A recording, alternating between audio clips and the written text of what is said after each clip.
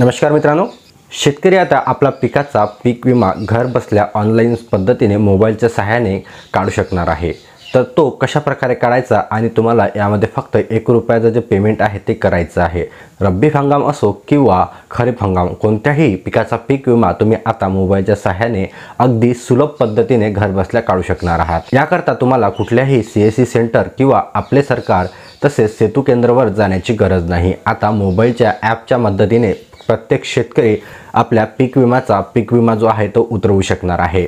तर तो पीक विमा कशा प्रकारे काढायचा याबाबत आपण आजच्या व्हिडिओमध्ये सविस्तर माहिती घेणार आहोत। तर व्हिडिओ स्किप न करता पूर्णपणे पहा आणि आपल्या चॅनलवरती जर तुम्ही नवीन असाल तर मी अंकुश कोंडेकर आणि तुम्ही पाहता झटपट इन्फो। अशाच प्रकारचे नवनवीन अपडेट्स आपल्या चॅनलवरती येत राहतात, तर चॅनलला सबस्क्राइब करायला विसरू नका, जेणेकरून कुठल्याही प्रकारचे अपडेट तुमच्याकडून मिस होणार नाही। चला सुरू करूया आजचा हा व्हिडिओ। तर सर्वात अगोदर तुम्हाला प्ले स्टोरवरती जायचे आहे आणि प्ले स्टोरवरती गेल्यानंतर क्रॉप इन्शुरन्स नावाचं जे ॲप आहे ते इन्स्टॉल करायचं आहे। त्यानंतर तुम्हाला इथे दोन ऑप्शन जे आहे ते पाहायला मिळेल, log in and continue to guest log in. तर यावरती तुम्हाला लॉग इन या बटनवरती क्लिक करायचं आहे। त्यानंतर तुमचा जो मोबाईल नंबर आहे तो इथे इन्सर्ट करून सेंड OTP या बटनवरती तुम्हाला क्लिक करायचं आहे आणि सेंड OTP या बटनवरती क्लिक केल्यानंतर तुमच्या रजिस्टर मोबाईल नंबरवरती एक OTP येईल, जो की तुम्हाला इथे टाकायचा आहे। कंटिन्यू ॲज अ गेस्ट केलं तर तुम्हाला प्रत्येक वेळेस तुमचे जे फार्मरचे डिटेल आहे ते वेगवेगळ्या प्रकारे प्रत्येक वेळेस व्हेरीफाय करून भरावे लागेल। त्यामुळे तुम्ही डायरेक्टली लॉग इन करा आणि डायरेक्टली तुमच्या मोबाईल नंबरवरून लॉग इन केल्यानंतर तुमची सर्व जे इन्फॉर्मेशन जे आहे ते इथे पाहायला मिळेल।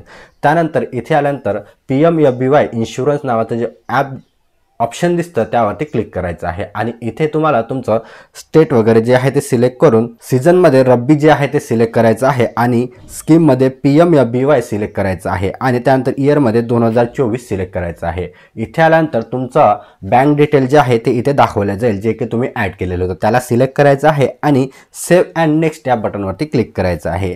सेव्ह अँड नेक्स्ट या बटनवरती क्लिक केल्यानंतर पासबुकप्रमाणे जे तुमचं नाव इथे तुमच्या पासबुकवरती आहे ते वरती टाकायचं आहे आणि खाली तुमची जे संपूर्ण इन्फॉर्मेशन जे आहे ते करेक्ट आहे की नाही ते सिलेक्ट करायचं आहे आणि चेक करायचं आहे। इथे नाव टाकल्यानंतर तुम्ही इथे खाली पाहू शकता रेसिडेंटल डिटेलमध्ये तुमचा ॲड्रेस दिसेल, ॲड्रेस तुम्ही करेक्ट देखील करू शकतात।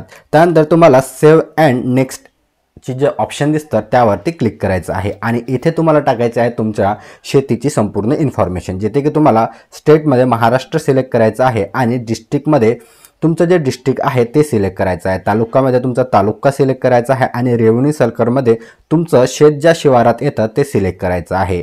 त्यानंतर तुम्हाला तुमचं जे ग्रामपंचायत आहे ते सिलेक्ट करायचं आहे आणि ग्रामपंचायत सिलेक्ट केल्यानंतर तुम्हाला इथे जे विलेज आहे म्हणजे तुमचं जे शेत आहे ते कोणत्या गावामध्ये येतं ते इथे सिलेक्ट करायचं आहे आणि हे एवढं सिलेक्ट झाल्यानंतर प्रोसीड नावाचे जो ऑप्शन तुम्हाला खाली दिसणार आहे त्या ऑप्शनवरती क्लिक करायचं आहे।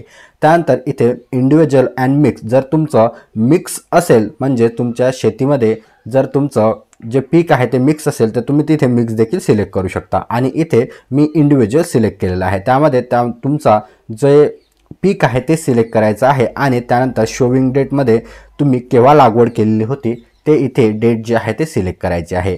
ओनरशिपमध्ये तुम्ही जे शेत आहे ते शेअर क्रॉपर आहे की ओनर आहे ते सिलेक्ट करायचं आहे आणि खाली सर्वे नंबरमध्ये तुमचा शेतीचा गट क्रमांक जो आहे तो टाकायचा आहे आणि खाता नंबरमध्ये तुमचा शेतीचा खाता नंबर जो आहे तो टाकायचा आहे। एवढी इन्फॉर्मेशन भरल्यानंतर प्रोसीड या बटनवरती क्लिक करायचं आहे आणि इथे तुम्हाला तुम्ही जे इन्फॉर्मेशन भरलेली आहे ते करेक्ट आहे की नाही ते इथे चेक करायला मिळेल आणि त्यानंतर त्याला सिलेक्ट करायचं आहे आणि नंतर प्रोसीड या ऑप्शनवरती तुम्हाला क्लिक करायचं आहे। त्यानंतर तुम्ही जे शेत सिलेक्ट केलेलं आहे तर सर्व काही इन्शुरन्स किती मिळणार आहे आणि किती रुपयाचं पेमेंट करायचं आहे ते इथे तुम्हाला पाहायला मिळेल। तर तुम्हाला इथे ₹1 जो पेमेंट आहे ते सिलेक्ट करायचं आहे आणि इथे तुम्हाला प्रोसीड या ऑप्शनवरती क्लिक करायचं आहे। प्रोसीड बटनवरती क्लिक केल्यानंतर इथे तुमचं पासबुक, लँड रेकॉर्ड आणि शोविंग सर्टिफिकेट हे 3 डॉक्युमेंट तुम्हाला इथे अपलोड करायचे आहे। ऑनलाईन पद्धतीने 7/12 कसा काढायचा हे अगोदरच आपल्या व्हिडिओमध्ये आपण पाहिलेलं आहे, तर त्या व्हिडिओची जी लिंक आहे आपल्या व्हिडिओच्या डिस्क्रिप्शनमध्ये दिलेली आहे। त्यानुसार तुम्ही ऑनलाईन पद्धतीने ₹15 तो तुमचा 7/12 आहे तो तुम्ही काढू शकणार आहात आणि जे पेरेपत्रक तुम्हाला पाहिजे आहे इथे अपलोड करण्याकरता त्याची सुद्धा लिंक या व्हिडिओच्या डिस्क्रिप्शनमध्ये तुम्हाला पाहायला मिळेल। तिथून सुद्धा तुम्ही डायरेक्टली पेरेपत्रक जे आहे ते डाउनलोड करू शकता। आणि त्याची प्रिंटआउट करून तुम्हाला ते भरायचं आहे आणि ऑनलाईन पद्धतीने अपलोड करायचं आहे। त्यानंतर सबमिट करायचं आहे। तुम्ही जे डॉक्युमेंट अपलोड केलेले आहे ते अपलोड झाल्यानंतर सबमिट करायचं आहे आणि प्रोसीड या ऑप्शनवरती क्लिक करायचं आहे। इथे तुम्हाला पॉलिसी डिटेल जे आहे ते दाखवलं जाईल आणि पॉलिसी डिटेल दाखवल्यानंतर प्रोसीड फॉर पेमेंट या ऑप्शनवरती तुम्हाला क्लिक करायचं आहे। प्रोसीड फॉर पेमेंट या ऑप्शनवरती क्लिक केल्यानंतर तुमच्यासमोर एक पेमेंटचं जे ऑप्शन आहे ते तुम्हाला पाहायला मिळेल। तर या ऑप्शनवरती तुम्ही ऑनलाईन पद्धतीने credit card, debit card, UPI किंवा QR कोडच्या मदतीने सुद्धा इथे जे पेमेंट आहे ते पेमेंट करू शकता। पेमेंट कंप्लीट झाल्यानंतर पेमेंट सक्सेसफुली अशा प्रकारचा मेसेज पाहायला मिळेल। याला तुम्ही क्लोज करायचं आहे आणि परत तुमचं जे ॲप आहे ते ओपन करायचं आहे। तिथे तुम्ही केलेला जो अर्ज आहे तो देखील डाउनलोड करू शकता। डाउनलोड रिसिप्ट नावाचं ऑप्शन दिसेल तर यावर क्लिक करून तुम्ही जे PDF आहे, तुम्ही जो इन्शुरन्स भरलेला आहे तो तुम्हाला इथे डाउनलोड करायचा आहे। आणि जर तुम्ही बॅक गेला तर तुम्ही भरलेला इन्शुरन्स पाहायचा असेल तर माय पॉलिसीज या ऑप्शनवरती क्लिक करून कोणत्या वर्षीचा इन्शुरन्स पाहायचा आहे, जसे की आपण आत्ता भरलेला इन्शुरन्स सुद्धा इथे पाहू शकतो, ते सर्व इन्फॉर्मेशन सिलेक्ट करून प्रोसीड या बटनवरती क्लिक करायचं आहे आणि तुम्ही जो इन्शुरन्स भरलेला आहे तो इथे पाहू शकता आणि डाउनलोड देखील त्याची PDF करू शकता। तर अशा पद्धतीने तुम्ही रब्बी हंगामाचा किंवा खरीप हंगामाचा जो पीक विमा आहे तो उतरवू शकता। तर मित्रांनो, अशा पद्धतीने तुम्ही तुमच्या पिकाचा खरीप किंवा रब्बी हंगामाचा जो पीक विमा आहे तो ऑनलाईन पद्धतीने मोबाईलच्या सहाय्याने आणि ॲपच्या मदतीने आता काढू शकणार आहात। याकरता शेतकऱ्यांना कुठेही जाण्याची गरज नाही। शेतकरी आपल्या मोबाईलच्या मदतीने पीक विमा जो आहे तो काढू शकता।